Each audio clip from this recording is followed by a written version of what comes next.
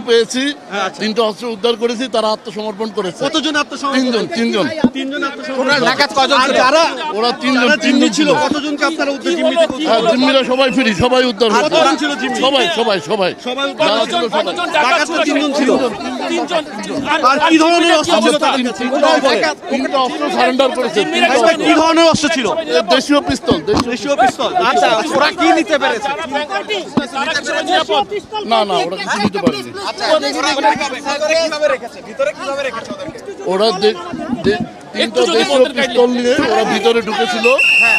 ওরা পরবর্তীতে ব্যাংকের অফিসারদের জিম্মি করে একটা ব্যাংক ডাকাতির প্ল্যান করে। আপনারা জানেন, আমরা সকাল দুপুর থেকে এটা নিয়ে কাজ করছি।